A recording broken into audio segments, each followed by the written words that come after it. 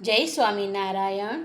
તહેવારોમાં આપણે બજારમાંથી મોંઘા ભાવની મીઠાઈ લાવતા હોઈએ છીએ।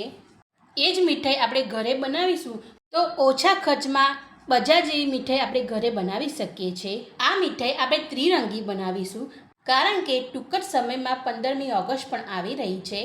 ત્રિરંગી મીઠાઈ બનાવવા માટે અહીંયા મેં કાજુના ટુકડા, કોપરાનું છીણ, મિલ્ક પાવડર, ખાંડ અને દૂધ લીધેલું છે।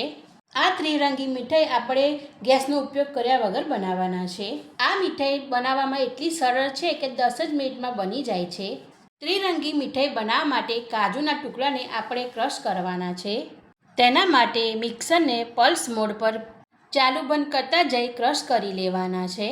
કાજુને વજનમાં જોઈએ તો અહીંયા 150 ગ્રામ મેં કાજુ લીધેલા છે અને વાડકીના માપથી જોઈએ તો 1 વાડકી કાજુના ટુકડા લીધેલા છે। કાજુ આપણે આખા પણ લઈ શકીએ છીએ અથવા તો આનાથી નાના ટુકડા આવે છે એ પણ લઈ શકીએ છીએ કારણ કે કાજુને આપણે પીસી જ લેવાના છે। આ રીતનો કાજુનો પાવડર બનાવી દેવાનો છે। ત્યારબાદ એક મિક્સર જારમાં આપણે કોપરાનું છીણ અંદર એડ કરવાનું છે। અહીંયા મેં 1 વાડકી કોપરાનું છીણ લીધેલું છે। જે વાડકીના માપથી કાજુના ટુકડા લીધા છે એ જ વાડકીના માપથી મેં કોપરાનું છીણ લીધેલું છે। કોપરાના છીણનું વજન જોઈએ તો 50 ગ્રામ કોપરાનું છીણ છે। તેને પણ પલ્સ મોડ પર પીસી લેવાનું છે। આ રીતે તેને પીસી લીધા બાદ એને એક બાઉલમાં કાઢી લેવાનું છે। હવે આપણે ગળપણ અંદર એડ કરવાનું છે। તેના માટે અહીંયા મેં ખાંડ લીધેલી છે। ખાંડ આપણે પીસીને લઈ લીધેલી છે। તેની જગ્યાએ આપણે પીસેલી પણ ખાંડ લઈ શકીએ છીએ। અહીંયા વજનમાં જોઈએ તો 50 ગ્રામ ખાંડ લીધેલી છે। ખાંડની જગ્યાએ આપણે સાકર પણ લઈ શકીએ છીએ। બુરું ખાંડને આપણે મિક્સ કરી લેવાની છે। તમને જો મારી આ ત્રિરંગી મીઠાઈની રેસીપી ગમે તો ફ્રેન્ડ્સ અને ફેમિલીમાં શેર ચોક્કસ કરજો અને કોમેન્ટમાં પણ જણાવજો કે તમને મારી આ રીત કેવી લાગી।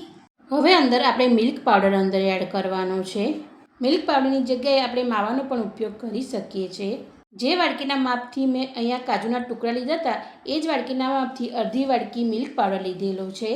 વજનમાં જોઈએ તો અહીંયા મેં 100 ગ્રામ મિલ્ક પાવડર અંદર એડ કરેલો છે। તેને પણ આ રીતે સરખી રીતે મિક્સ કરી લેવાનું છે। હવે ફ્લેવર માટે ઇલાયચીનો પાવડર અંદર એડ કરવાનો છે। ત્યારબાદ હવે આપણે દૂધ અંદર એડ કરવાનું છે। અહીંયા મેં લોટ બાંધવા માટે 3 ટેબલ સ્પૂન જેટલું દૂધ અંદર એડ કરેલું છે। આમાં વધારે દૂધની જરૂર નથી પડતી કારણ કે કોપરાના છીણમાં અને ખાંડમાં મોઇશ્ચરનો ભાગ હોય છે એટલે જ્યારે પણ આ રીતની આપણે મીઠાઈ બનાવતા હોઈએ ત્યારે દૂધનો બહુ ઓછો ઉપયોગ થાય છે। જો આ મીઠાઈનું પૂરણ ઢીલું થઈ જાય તો અંદર આપણે મિલ્ક પાવડર અથવા તો કોપરાનું છીણ પણ અંદર એડ કરી શકીએ છીએ।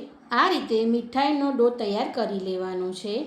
આ મીઠાઈના ડોને આપણે બહુ મસળવાનો નથી, આ રીતનું એનું ટેક્સચર રાખવાનું છે। હવે આપણે તેને ત્રિરંગી બનાવવા માટે 3 ભાગમાં એને કટ કરી લેવાનું છે અને તેને અલગ કરી લેવાનું છે। હવે એક ભાગમાં આપણે ગ્રીન કલર અંદર એડ કરવાનો છે। અહીંયા મેં ગ્રીન ફૂડ કલર આવે છે તે અંદર એડ કરેલો છે। ત્યારબાદ એકમાં ઓરેન્જ કલર એડ કરવાનો છે અને આ રીતે મિક્સ કરી લેવાનું છે। આ મીઠાઈમાં આપણે કલર અંદર એડ ના કરવો હોય તો સ્કીપ પણ કરી શકીએ છીએ। આ રીતે ત્રિરંગી ડો તૈયાર થઈ ગયો છે। આ ત્રિરંગી ડોમાંથી આપણે ગોળ બોલ્સ બનાવવાના છે। તેના માટે હાથની મદદથી આ રીતે ફેરવતા જઈ અને આ રીતના બોલ્સ તૈયાર કરી લેવાના છે। આ રીતથી અહીંયા મેં વ્હાઈટ બોલ તૈયાર કરી લીધેલા છે। હવે આગળ આપણે ગ્રીન બોલ તૈયાર કરી લેવાના છે। આ મીઠાઈ એટલી સરસ બને છે કે નાના મોટા સૌ હોંશે હોંશે ખાશે। અહીંયા મેં વ્હાઈટ બોલ કરતાં ગ્રીન બોલ થોડા એનાથી મોટા બનાવ્યા છે। તેની પ્રોસેસ આપણે આગળ જોઈશું। વ્હાઈટ અને ગ્રીન બોલ તૈયાર થઈ જાય ત્યારબાદ હવે આપણે ઓરેન્જ બોલ્સ બનાવવાના છે। આગળ બતાવી એ જ રીતથી આપણે ઓરેન્જ બોલ્સ બનાવી લેવાના છે। આ રીતે ત્રિરંગી બોલ આપણા તૈયાર થઈ ગયા છે। અહીંયા મેં 3 બોલ્સમાં વ્હાઈટ નાના, એનાથી થોડા મોટા ગ્રીન અને એનાથી થોડા મોટા ઓરેન્જ બોલ્સ બનાવ્યા છે। હવે પહેલાં આપણે જે ગ્રીન બોલ બનાવ્યો છે તેને લઈ લેવાનું છે। બટર પેપર પર મૂકી અને તેને પૂરી જેવું વણી લેવાનું છે। આ રીતે પેપર પર મૂકીને આપણે વણવાથી નીચે જ પૂરી ચોંટતી નથી। આ રીતે ગ્રીન પૂરી વણી જાય ત્યારબાદ અંદર આપણે હવે જે વ્હાઈટ બોલ્સ બનાવ્યા છે તેને અંદર વચ્ચે મૂકવાનું છે। આ રીતે મૂકી અને અંદર સરખી રીતે પ્રેસ કરતા જઈ અને તેનો પણ આપણે બોલ્સ બનાવી લેવાનું છે। હવે આપણે જે ઓરેન્જ કલરનો જે બોલ્સ બનાવ્યો છે તેની પણ પૂરી વણી લેવાની છે।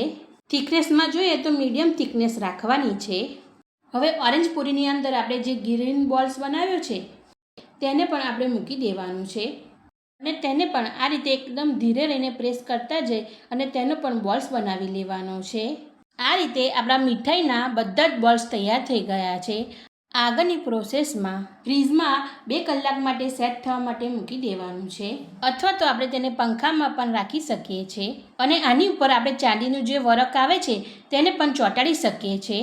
મીઠાઈ ફ્રીઝમાં સેટ થઈ જાય ત્યારબાદ છરીની મદદથી કટ કરી લેવાનું છે. કટ કરવા માટે છરી આપણે ધારદાર લેવી પડશે. આ રીતે છરીની મદદથી કટ લગાવી લેવાના છે. પહેલાં આડા અને ઊભા કટ લગાવી લેવાના છે, ત્યારબાદ ક્રોસમાં કટ કરવાનું છે. આ રીતે 8 ભાગમાં ડિવાઈડ થાય છે. તો આ રીતથી આપણી બજારથી પણ સારી મીઠાઈ ઘરે તૈયાર થઈ ગઈ છે અને બજાર જેવી જ મીઠાઈ આપણી દેખાઈ રહી છે. તો તમે પણ મારી જેમ આ મીઠાઈ ઘરે ચોક્કસ બનાવજો. Thank you for watching.